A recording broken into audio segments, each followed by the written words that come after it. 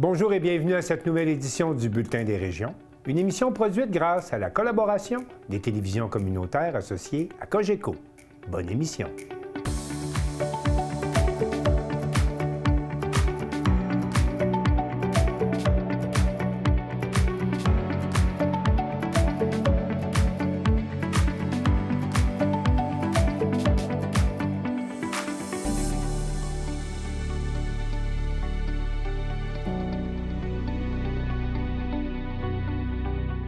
Au sommaire pour vous cette semaine. À Bécomo, syndicats et groupes communautaires lancent un cri d'alarme. À Vaudreuil-Dorion, on souligne le mois de l'histoire des Noirs.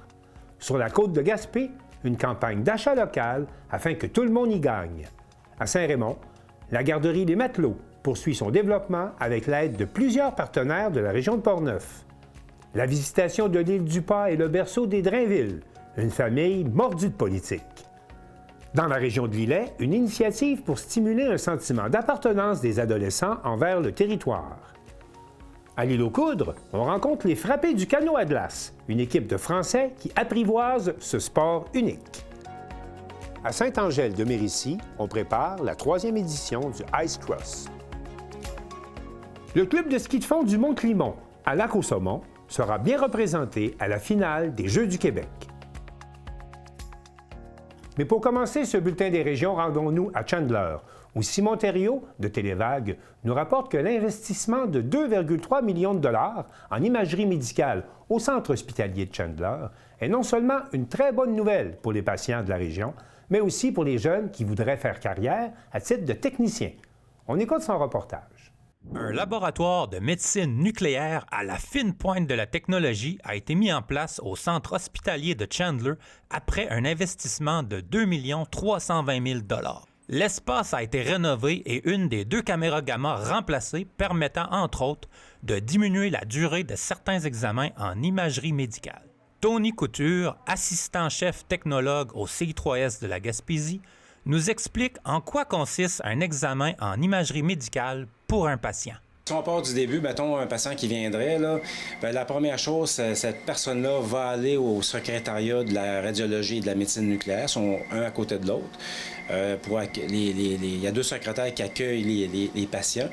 Et à partir de là, le dossier va être monté. Puis nous, on va prendre le dossier et le patient, puis on va expliquer à ces gens-là comment l'examen va se passer. Okay. Comme dans le cas de tantôt, on peut parler d'une scintigraphie osseuse. Donc, ce qui est arrivé avec cette personne-là, c'est que je lui ai injecté un produit radioactif, légèrement radioactif au niveau d'une veine du bras, parce que la médecine nucléaire, c'est ça, c'est de la radioactivité qui se donne par des injections. Des fois par pilule aussi, là. Mais dans ce cas-là, c'est par une injection. Et il faut attendre 2 à 5 heures après l'injection pour être capable de faire une mise en image de la scintigraphie osseuse au niveau de tout le squelette au complet. Parce que le temps que ça prend de passer du sang vers les os, ça se fait pas un claquement de doigts, ça prend un certain temps.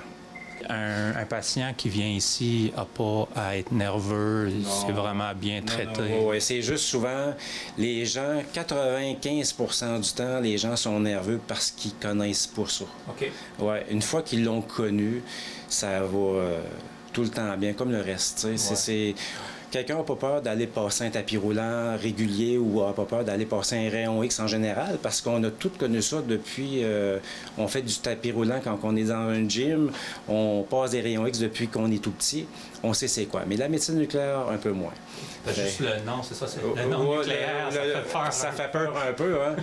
Et puis, mais c'est comme je dis aux gens souvent, c'est qu'on donne des doses tellement faibles que la radiation que le patient va avoir suite à cette injection-là va quand même être très raisonnable. C'est pour ça que les examens durent 45 minutes, parce que le temps que le patient passe en dessous de l'appareil, c'est tout le temps que ça me prend pour accumuler de l'information. Okay. Mais si vous passez un rayon X pour les poumons, ben c'est fait. Mais l'énergie du rayon X est très, très, très puissant, mais sur un laps de temps extrêmement court. Nous, c'est le contraire qu'il faut qu'on fait. Il faut vraiment que la dose soit petite pour ne pas irradier le patient, parce que la dose, il l'a dans lui.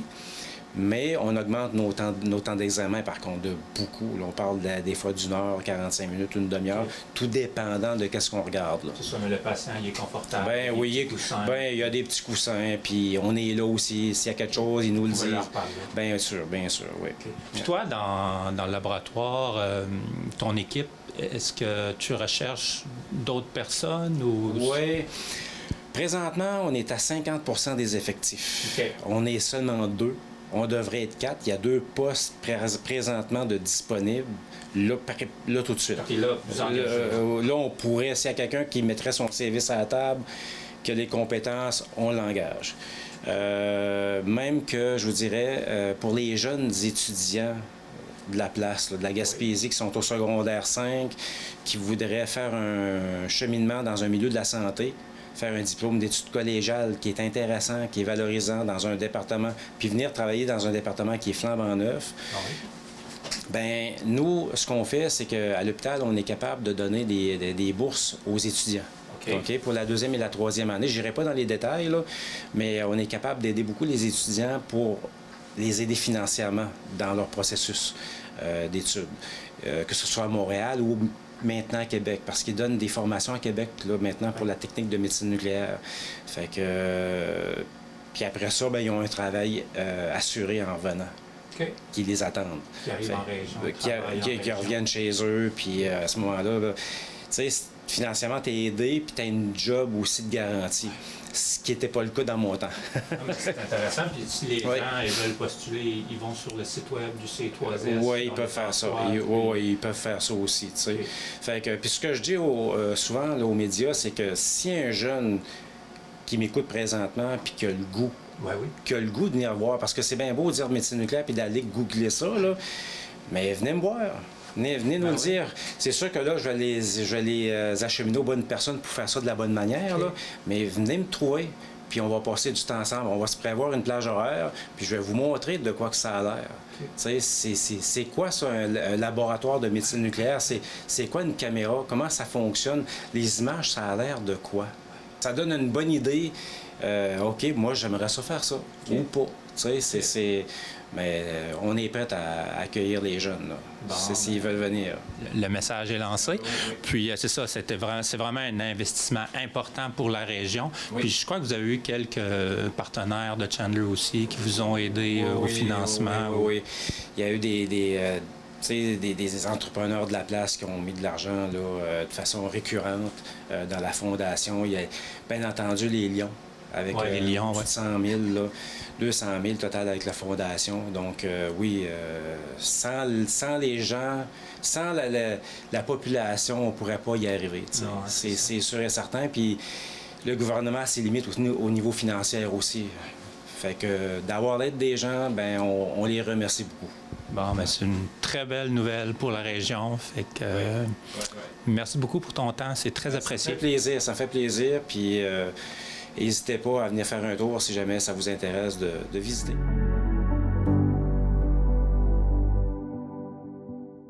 Les syndicats et les organismes communautaires de la Côte-Nord demandent au gouvernement caquiste d'agir sur les vrais problèmes, nous rapporte Joanie Gaudreault, qui était à une conférence de presse à Bécomo pour la télévision du Littoral. Les représentants de la CSN, de la TROC-CDC de la Côte-Nord, de Action Chômage Côte-Nord et de la Table des groupes populaires de la Côte-Nord ont tenu une conférence de presse le 30 janvier à Bécomo. Ils exigent que le gouvernement caquiste abandonne ses attaques aux mouvements sociaux pour enfin agir sur les priorités de la population, de la crise du coût de la vie en passant par l'accès aux services publics. Une panoplie d'enjeux est soulevée, crise du logement, problèmes en santé et services sociaux, hausse de la pauvreté, le coût de la vie, l'exode vers les grands centres et encore plus. Les organisations ont fait front commun en mettant en place une action où la visibilité est mise sur les problématiques que vivent les citoyens de la Côte-Nord. Selon Chante Bourdage, coordonnateur de la TROC-CDC Côte-Nord, ça va mal sur la Côte-Nord depuis plusieurs années. Il y a beaucoup de pression sur les ménages et sur les organismes communautaires qui n'ont pas les ressources nécessaires pour répondre aux besoins de la population. Le choix de décorer les bancs de neige a été fait pour provoquer la discussion, en plus de miser sur la visibilité. Le but était de conscientiser les gens juste avec des mots. Les intervenants réitèrent la même demande qu'à chacune de leurs conférences de presse, que le gouvernement soit à l'écoute. Selon Daniela Thorne de la CSN, il est impossible de continuer en ce sens puisque trop de personnes souffrent présentement dans la région. Pour Michel Savard de la Table des groupes populaires de la Côte-Nord, la situation est urgente en ce qui a trait à la pauvreté. Il mentionne que les riches sont de plus en plus riches et les pauvres sont de plus en plus pauvres. Il doit y avoir une meilleure redistribution de la richesse, selon lui. À quelques mois des prochaines élections, tous les intervenants soutiennent que le gouvernement Legault traîne un lourd bilan marqué par de nombreuses mauvaises décisions. L'austérité touche la région, soutient Chante Bourdage, qui décrit la situation pire qu'à l'époque de l'austérité des libéraux. Joanie Godreau, à Forestville.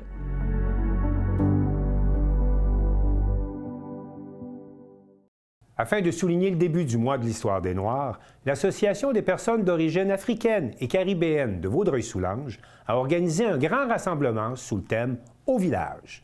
Un reportage de Félix Sabourin-Gonzalez de CSUR.TV. Depuis 3 décennies, chaque année en février, partout au Canada, nous célébrons le mois de l'Histoire des Noirs qui honore l'héritage des personnes noires dans leur communauté. Le 1er février dernier, à le Petit Centre, à Vaudreuil-Dorion, l'Association des personnes d'origine africaine et caribéenne de Vaudreuil-Soulanges et de Beauharnois-Salaberry, en collaboration avec la ville de Vaudreuil-Dorion, ont marqué le début des festivités en grand lors d'une fête à saveur traditionnelle sous le thème « Au village ».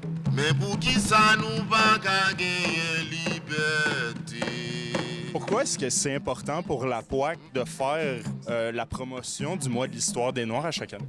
Bien, c'est 2 volets. C'est important pour que les gens de la communauté qui proviennent de l'Afrique ou des Caraïbes se sentent chez eux dans leur nouvelle communauté. Le thème cette année, c'était le village. Donc, on le fait comme dans le bon vieux temps, où ce que les gens du village se rassemblaient ensemble. Dans un village, tout le monde se connaît. Et dans un village, tout le monde est chaleureux l'un envers l'autre. Donc, quoi de plus pour commencer le mois de février en famille, ensemble, puis à la découverte aussi de tout ce qui se passe chez chacun, chacune, dans d'autres cultures aussi.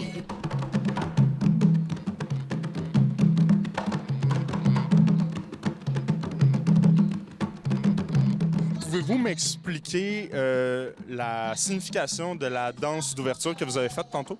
On a dansé une danse qui s'appelle le Ibo. Le Ibo, d'abord et avant tout, c'est le nom d'une tribu d'esclaves qui étaient rebelles, donc qui refusaient l'esclavage. Donc la danse Ibo, c'est la danse de la libération. Donc on la danse en l'honneur de nos ancêtres esclaves qui se sont libérés.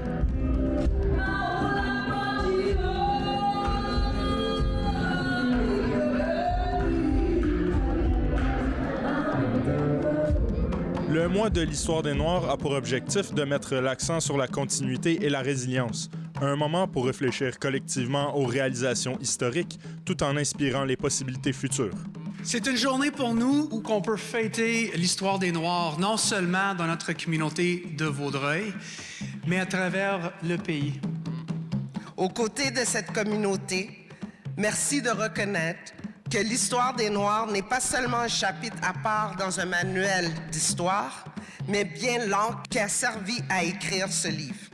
Il y a une montée de la droite, il y a une montée de l'intolérance, si on peut le dire comme ça. Donc, diriez-vous que c'est plus important que jamais, justement, d'avoir cette ouverture-là sur le monde, sur les autres communautés? Vous avez entièrement raison. C'est quelque chose qui nous affecte même au Canada, même au Québec. Il y a une montée de droite ici aussi. Donc, nous, en faisant des activités comme ça pour sensibiliser, ben, on espère aller chercher l'ouverture chez les gens qui sont peut-être pas exposés autant que dans les grandes villes, de voir plusieurs communautés. Mais le visage change aussi dans Vaudreuil et dans Soulanges, évidemment. C'est 2 comtés en explosion démographique, donc c'est important pour moi de connecter avec ma communauté. Ce mois est un moment important pour reconnaître, célébrer et mieux comprendre la richesse des communautés noires. Toujours été une ville considérée comme très inclusive.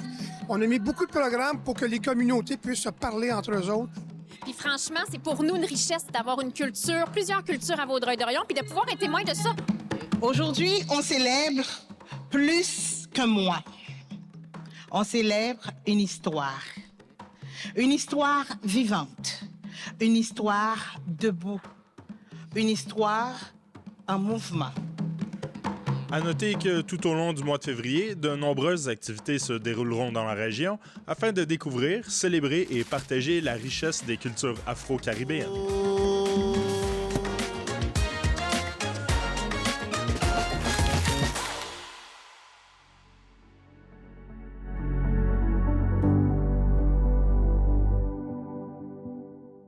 C'est avec l'objectif d'augmenter les ventes, mais aussi de faire connaître les commerces locaux que la MRC de Gaspé lance, pour une deuxième année, une campagne d'achat local sous le thème « Tout le monde y gagne ». Un reportage d'Igor Nérisson pour Télé-Gaspé. Après une première édition couronnée de succès au printemps 2025, la campagne d'achat local « Je choisis ma côte de Gaspé » revient en force en 2026. Une initiative qui a permis d'injecter 75 000 $ dans l'économie locale l'an dernier. En fait, c'est une campagne dans laquelle investit la MRC et ses partenaires pour promouvoir l'achat local. Au fond, l'un des buts de la campagne, c'est de faire davantage connaître nos commerçants auprès de la population et de mousser un peu aussi les ventes, disons-le comme ça, auprès de nos commerçants locaux. On est dans une ère où le commerce en ligne a gagné énormément en popularité. On sait que l'offre commerciale globale du côté de la côte de Gaspé et de la ville de Gaspé fait partie des lacunes de notre développement économique actuellement. Les gens nous disent on n'a pas beaucoup d'offres. Par contre, il y a des offres mais qui sont très peu connues de la population. Donc, c'est ça qu'on essaie de mettre à l'avant-scène dans le cadre de la campagne d'achat local. On stimule l'achat local, mais on fait aussi connaître nos commerçants locaux auprès de la population. Dans un premier temps, les commerçants sont invités à s'inscrire. Puis, la population pourra faire de même. La campagne débute. 50 commerçants vont être dans le programme comme l'année passée. En fait, on présume qu'il y en a 50 qui vont s'inscrire. Les inscriptions se font dans la semaine du 2 février pour les commerçants. Et après ça, la campagne va débuter le 16 avril prochain. La campagne d'achat local a démontré sa pertinence et a connu un très vif succès l'an dernier, tant auprès des commerçants que de la population. On ne s'attendait pas à un aussi grand succès. En fait, dès le départ, quand on demande aux commerçants de s'inscrire, les 50 places sont prises très rapidement.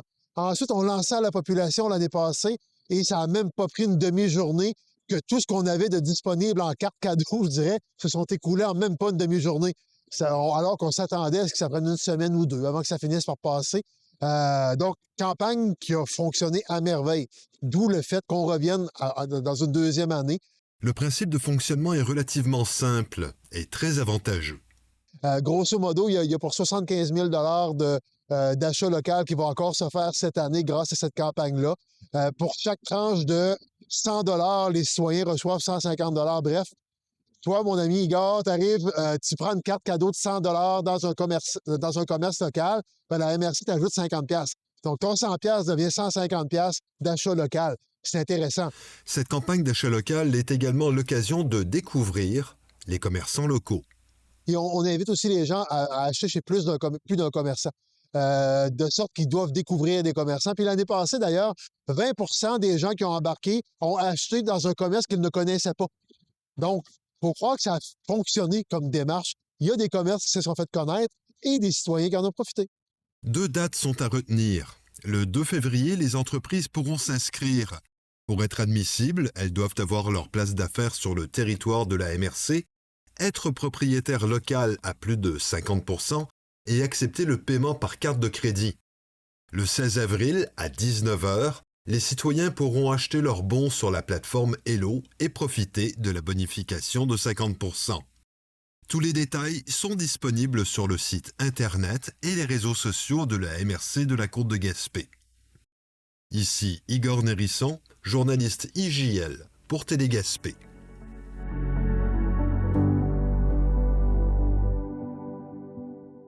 Quelques 600 000 $ viennent d'être investis à la garderie Les Matelots de Saint-Raymond-de-Portneuf et Papa Moussa Camara de CJSR était à l'inauguration des nouvelles installations de cette garderie qui ne cesse de grandir. La garderie Les Matelots franchit une nouvelle étape importante de son développement. Après plusieurs mois de travaux, l'établissement a officiellement inauguré son agrandissement à Saint-Raymond. Un projet évalué à près de 650 000 $. Le projet a notamment été rendu possible grâce à une aide financière de 20 000 $ du Fonds de la région de la capitale nationale. Un appui salué par les responsables de la garderie.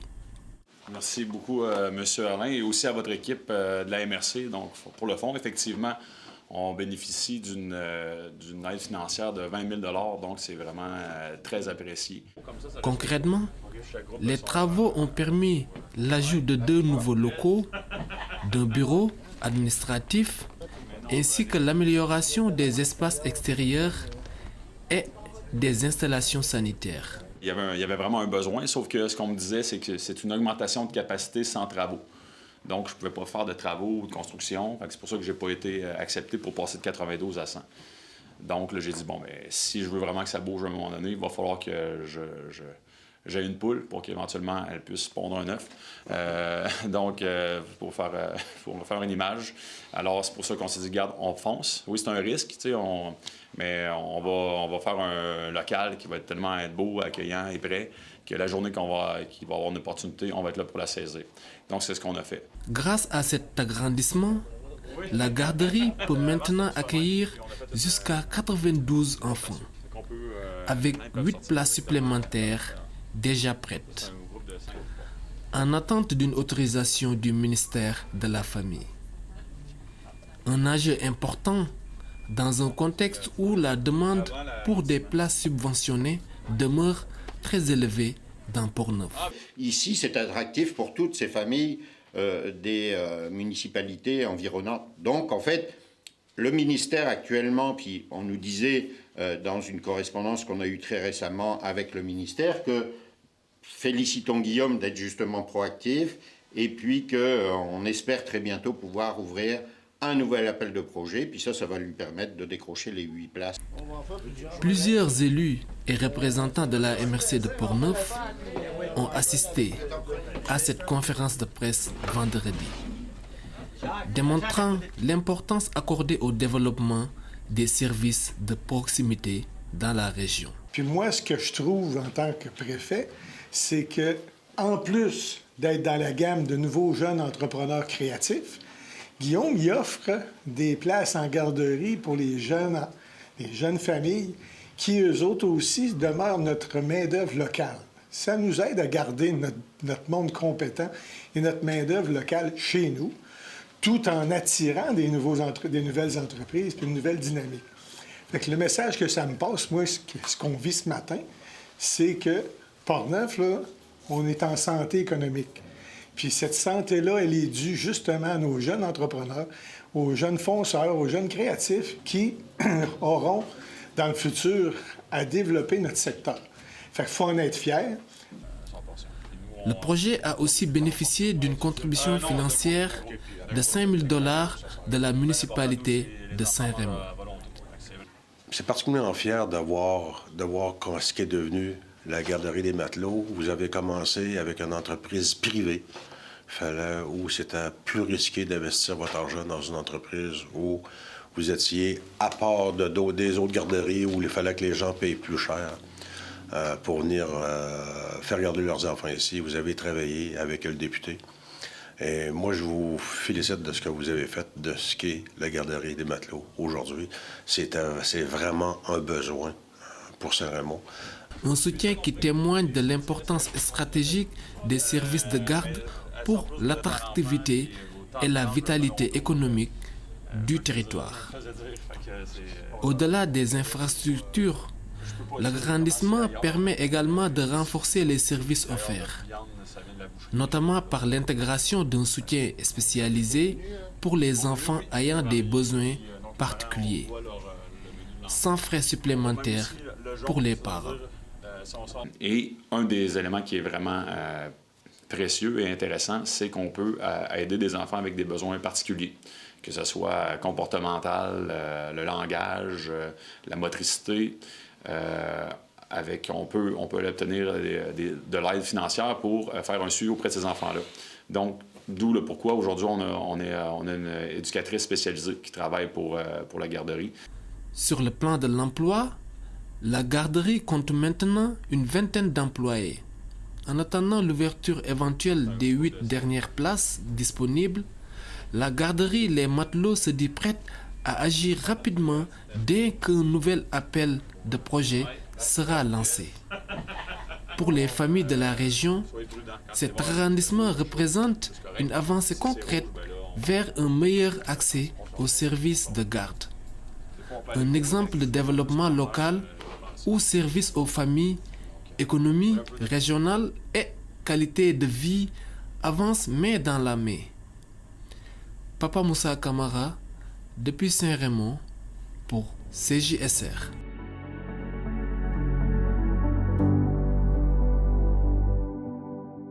Alain Bellumeur de CTRB nous présente avec humour le berceau de la famille Drainville, une famille mordue de politique, originaire de la Visitation de l'île du Pas. Berceau de la région de Lanaudière, l'île du Pas a une très longue histoire. L'île du Pas héberge environ 700 résidents. L'endroit est aussi reconnu pour la culture du foin, mais aussi la petite localité se veut une pépinière à talent. Exemple, la talentueuse patineuse artistique Joanie Rochette, médaillée olympique lors des Jeux de Vancouver, aujourd'hui docteur en médecine, y a grandi.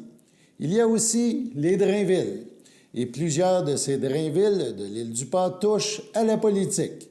Est-ce la faute à l'air frais qu'ils ont respiré jeunes sur leur île, ou sont-ils tombés dedans comme Astérix dans sa potion alors qu'ils étaient tout petits? Des exemples. Jacinthe, une retraitée active, François, lié depuis nombre d'années à la production laitière, font partie du conseil municipal. Amélie s'est présentée aux élections provinciales sous la bannière de Québec solidaire. Hélène, pour sa part, est déléguée générale du Québec à Bruxelles. Elle représente le gouvernement du Québec auprès des institutions européennes. D'autres Drainville de l'île du Pas, Angéline et Zachary, par exemple, ont travaillé pour un député bloquiste. Décédé en 2018 à 85 ans, Léon Drainville a été maire de l'île du Pas. Tradition chez les Drainville. Chaque hiver, cousins, cousines, oncles, tantes, frères, sœurs se retrouvent pour disputer leur traditionnelle joute de hockey sur le fleuve dans leur municipalité. Parle-t-on alors de politique?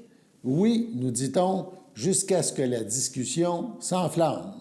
Parmi ceux et celles qui chaussent les patins et se gèlent les pieds, il y a Bernard Drainville. Ce même Bernard Drainville qui convoite la chefferie de la CAQ et le poste de premier ministre du Québec. Comme quoi, à l'île du Pas, on voit grand. Né le 6 juin 1963 à la Visitation de l'île du Pas, Bernard Drainville a été journaliste et animateur de radio, puis politicien. En 2007, il quitte les médias et fait le saut en politique avec le Parti québécois. Il est ministre dans le gouvernement Marois. En 2016, il quitte pour redevenir animateur de radio, avant d'annoncer son retour en politique dans le cadre des élections de 2022, cette fois sous la bannière de la coalition Avenir Québec. Il est élu député de Lévis. Bernard Drainville est nommé ministre. Et lorsque le chef de la CAQ annonce son départ, Bernard Drainville saute dans la mêlée. Un premier ministre du Québec ayant grandi à l'île du Pas, qui sait? On écoute un extrait de la présentation de M. Drainville. Chers militants de la CAQ, aujourd'hui, je vous annonce que je me lance officiellement dans la course à la chefferie de notre famille politique, pour devenir le prochain chef de la coalition Avenir Québec et le prochain premier ministre du Québec.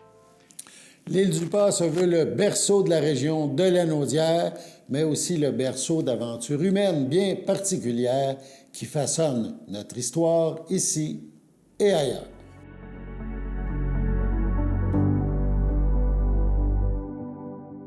Afin de stimuler le sentiment d'appartenance des jeunes à leur région, la MRC de Lillet a créé 3 espaces jeunesse Région de Lillet dans 3 écoles de la région. Explication par Mario Lacombe de CEMA TV. Les représentantes de la MRC de Lillet présentaient à la presse jeudi dernier un projet mis en branle en 2023 et maintenant concrétisé dans les écoles secondaires de la MRC de Lillet. L'espace jeunesse, Oasis et la traversée. Joséanne Dumais, directrice des opérations et du développement local régional à la MRC de Lillet. Oui, en fait, donc la MRC de Lillet a démarré un projet qui visait l'attractivité du territoire, puis la fierté, le sentiment d'appartenance des jeunes envers leur territoire, leur région. En rencontrant les partenaires jeunesse, on s'est dit pourquoi pas amener le territoire au cœur même des écoles secondaires. Donc, c'est de là qu'est partie l'idée de faire des espaces Région Lillet dans nos écoles, des espaces aux couleurs de la région, donc avec la marque territoriale, mais aussi qui vont pouvoir être animés subtilement de différentes façons pour démontrer aux jeunes tout ce qu'il y a comme opportunité sur notre territoire et dans notre région. Madame Dumais nous élabore ici le genre d'activités qui seront suggérées et pratiquées dans les locaux Espace Jeunesse. Les jeunes ont demandé un local pour se déposer, donc on a vraiment décidé de le faire en ce sens-là. Donc il y a du mobilier qui se déplace pour qu'ils puissent vraiment choisir ce qui les rend les plus confortables, là, en fait, durant l'heure du midi. Puis il y a aussi des jeux de société, il y a des illustrations à colorier, donc il y a même une scène dans un des deux locales pour vraiment faire des jams ou des choses comme ça. Donc les élèves sont amenés vraiment à utiliser le local en fonction de leur envie, mais l'important, c'est que les adultes ne décident pas pour eux sur l'heure du midi là, ce qu'ils vont pouvoir faire dans ce local-là, que ça puisse être un lieu de détente puis de ressourcement. En terminant, l'exercice et la mise en place de ces locaux servira davantage à faire découvrir les attraits de la région à ces jeunes et les inciter à demeurer en région. À nouveau, Madame Dumais. C'est des jeunes sur l'heure du midi qui décident que ce midi-là, ils ont envie de venir profiter de l'espace. C'est des locaux déjà assez bien utilisés aussi dans les écoles, donc les jeunes continuent de se l'approprier. Ce midi, on a vu des jeunes des élèves là, venir profiter des lieux. Fait que c'est vraiment inspirant de voir que ça va être utile puis que ça va leur permettre d'être bien à l'école. On va peut-être les avoir inspirés sur ce qui se passe chez eux, les artistes qui existent sur notre territoire, qui évoluent, les emplois qui sont possibles. Donc vraiment d'animer le lieu avec des œuvres, des parcours inspirants de personnes de notre territoire pour qu'ils s'approprient cette réalité-là qui est là-bas. On a envie que leur expérience dans notre région durant l'adolescence, qui est quand même une période charnière, là, soit positive, puis qu'après, ils aient envie effectivement de revenir ici contribuer au dynamisme de nos communautés. Mario Lacombe à l'école secondaire Bon Pasteur de Lillet pour CMA TV. Information.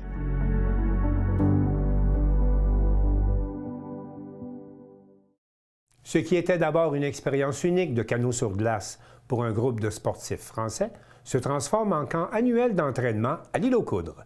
Félix Chouinard de TVCO nous présente les frappés du canot à glace.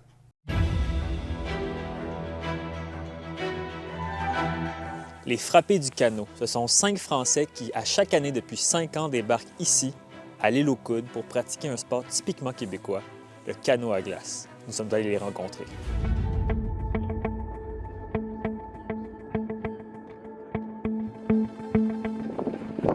Essayez ça. Tous, on vient du milieu de l'aviron. Puis moi du kayak, de la rame. Il y a de la rame traditionnelle, il y a un peu du milieu nautique, oui, du milieu nautique gelé, non.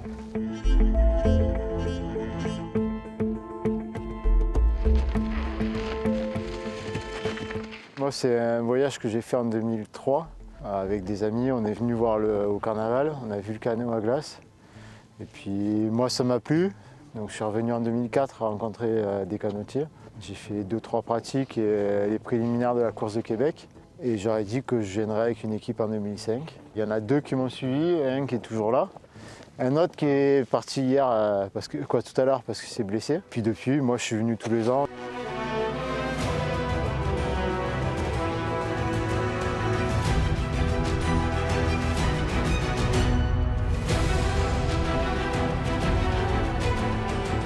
On se retrouve dans l'avion en fait. Donc effectivement, on a tous ce lien une fois par an pour venir faire la pratique du canot à glace. C'est se retrouver déjà entre amis et puis participer pendant 3 semaines à une activité sportive qui est un peu inconnue au début pour nous, mais maintenant qui commence à devenir rituel tous les ans. Et c'est se surpasser dans des domaines qu'on ne connaît pas spécialement. Donc là, le Saint-Laurent, les glaces, ramer au milieu des glaces, c'est des choses qu'on ne connaît pas chez nous. Donc voilà, on est heureux de participer, puis on a toujours un très bon accueil, que ce soit à l'île aux Coudres, que ce soit un petit peu partout, on est toujours très bien accueillis, donc ça nous encourage à revenir toujours.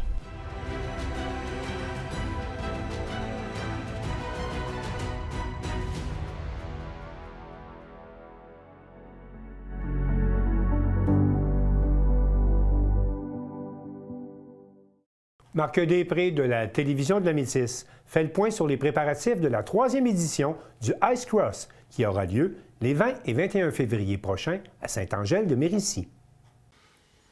Eh bien, les gens doivent s'en douter. On se trouve à Saint-Angèle-de-Mérici. On a justement le début de ce qui sera le circuit du Ice Cross, une 3e édition. Alors, heureux de vous retrouver du côté de Saint-Angèle. Oh oui, tout à fait. C'était assez triste quand on a su l'an passé que ça n'avait pas eu lieu. Donc, on revient en force cette année avec une piste préparée l'été même. Donc, plusieurs courbes très intéressantes cette année. Le challenge va être une bonne coche de plus. Donc, on a rajouté quelques trous au travers, là. Donc, c'est pas juste une surface plane, là. Oui, exactement. En fait, on a une belle commandite de Canatrac cette année. Donc, on a eu des belles machines Kubota pour faire des gros trous cet été. On a eu Saint-Angèle-de-Mérici qui est venu nous porter de la belle terre aussi. Donc, on avait tout ce qu'on avait besoin pour travailler la piste durant l'été, puis en avoir moins à travailler l'hiver parce que c'est le nerf de la guerre. Il y a d'ailleurs mon collègue Steven qui est en train d'arroser en ce moment. Et à ce moment-là, bon, quels ont été les défis pour la préparation du circuit, là? Les défis... c'est sûr que, écoutez, de la terre, ça se manie quand même bien, mais on a travaillé de belles grosses heures pour travailler là-dessus. L'été, c'est un peu plus facile étant donné, bon, il y a un petit peu moins d'intempéries qu'ici. Ici, les gros défis, ça va être les grosses bordées de neige. Donc, on peut faire la piste, mais si 50 cm qui tombent par-dessus, il faut tout l'enlever. Donc, avoir une commandite pour déblayer ça, ça peut être bien aussi. Puis, c'est ce qu'on a, fait qu'on est content. Et Dame Nature est quand même de votre côté, parce que vous, les gros froids que l'on a eus, vous êtes heureux, là.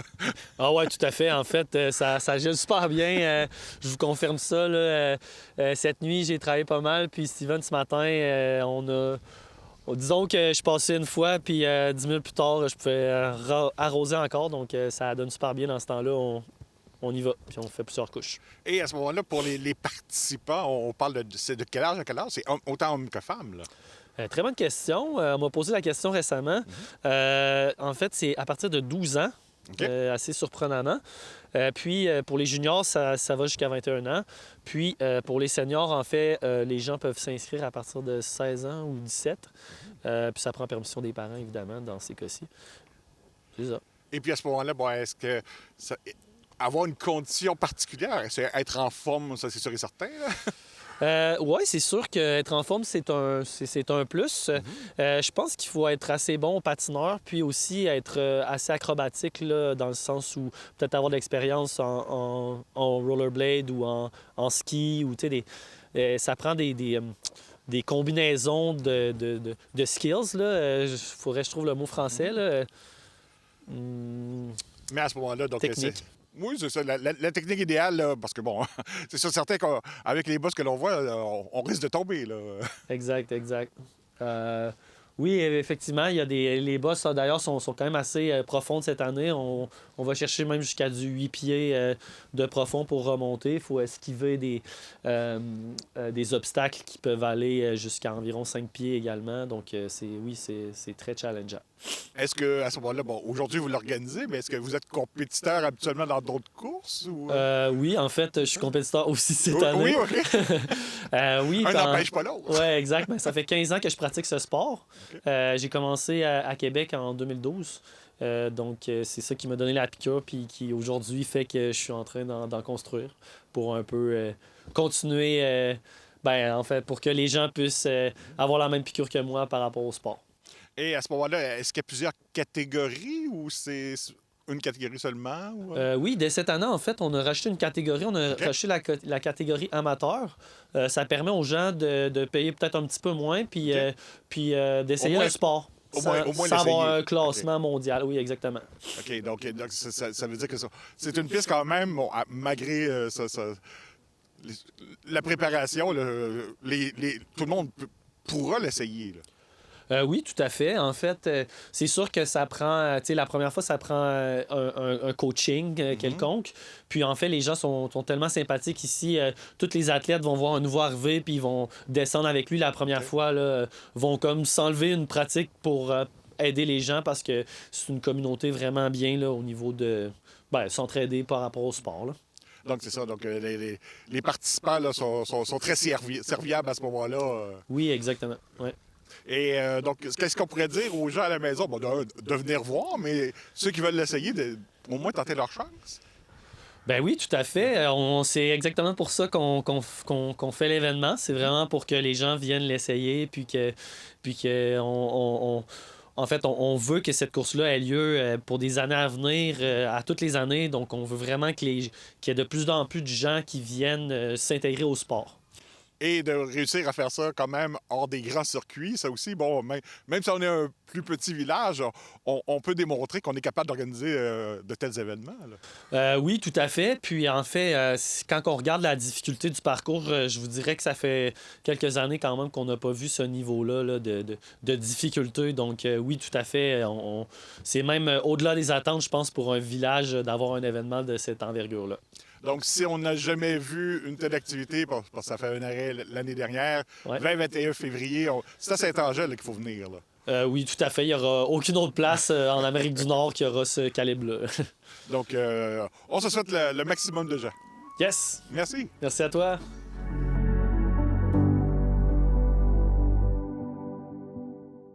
La région de la Matapédia sera bien représentée à la finale des Jeux du Québec qui se dérouleront du 27 février au 11 mars prochain à Blainville.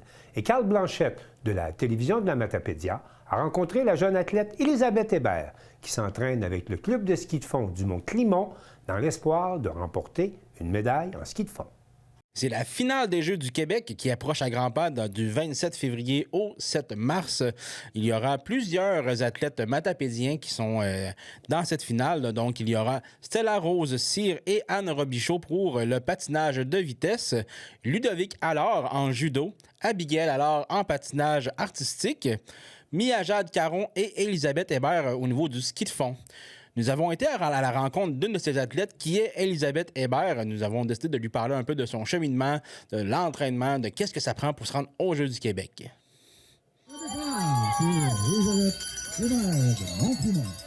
Bonjour Élisabeth, merci beaucoup de nous accueillir ici au Mont-Climont.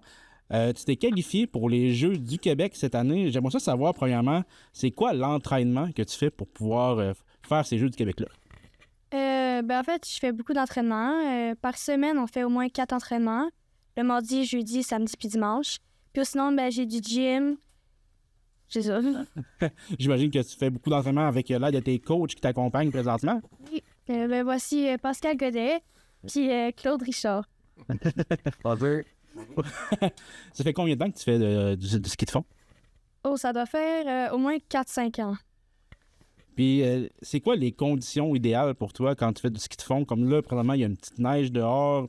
Y a-tu des conditions où tu fais comme là, c'est plus difficile, là, c'est plus le fun un peu? En skate, j'aime ça quand c'est vraiment froid puis glacé, comme ça glisse bien. Puis en classique, quand il y a de la petite neige, c'est pleureuse. Pour te qualifier aux Jeux du Québec, c'était quoi, en fait, les étapes avant? Est-ce que c'est... Avez-vous des réponses, quelqu'un? En fait, c'est comme une compétition à un certain endroit. Puis je pense qu'il faut qu'il y ait 2, une classique, une skate. Puis c'est ça. Il y avait une compétition au début de l'année à Rimouski. Puis c'est ça, il y avait une compétition en classique et en skate. Puis Elisabeth a super bien performé et elle s'est qualifiée pour les Jeux du Québec. OK. Fait que ça fait quand même un petit bout qu'elle s'est qualifiée. Ben non, ça fait 3 semaines à peu près. Là, puis ça a été terminé au mois de janvier. OK. Puis, c'est quoi les autres compétitions qui s'en viennent pour cet hiver? En fin de semaine, il y a une compétition au Mont-Climont. Sinon, il va y avoir le Noram, les Jeux du Québec, une course à Saint-Antonin. Puis, je pense que c'est ça. Ben là, c'est quoi les compétitions? Est-ce que tu t'es démarqué? As-tu gagné des médailles pas mal? Ou... Oui, là, l'importe, mes compétitions, là. Ouais. L'année passée, elle a gagné pas mal de médailles. Puis, cette année, c'est ça aussi, elle a gagné des médailles. On court des fois sur le circuit du Nouveau-Brunswick aussi, puis elle arrivait première, puis elle a bien performé. Puis là, en fin de semaine, ici au Lac-aux-Saumons, probablement que Elisabeth va sortir vainqueur de la compétition. Donc, on a du gros calibre au Lac-aux-Saumons. Oui, ça fait longtemps. Là, ça fait plus que 50 ans là, que le monde font du ski ici. C'est vrai que le Mont-Climont a quand même une bonne réputation, je pense. Oui, moi, j'ai fait du ski toute ma jeunesse. J'ai commencé à 3 ans ici. Là, puis là, je redonne qu'est-ce que mes entraîneurs m'ont donné. Là. C'est moi qui est entraîneur avec Pascal. C'est quoi tes buts à long terme, toi, Elisabeth? J'aimerais ça me rendre loin. Ouais. Encore performer. Est-ce que tu penses que les Jeux olympiques, c'est quelque chose qui est atteignable pour toi? Si je continue puis je m'entraîne fort, manque, là. Ouais. Je te souhaite beaucoup, puis je te souhaite vraiment une bonne chance aux Jeux du Québec. Merci beaucoup.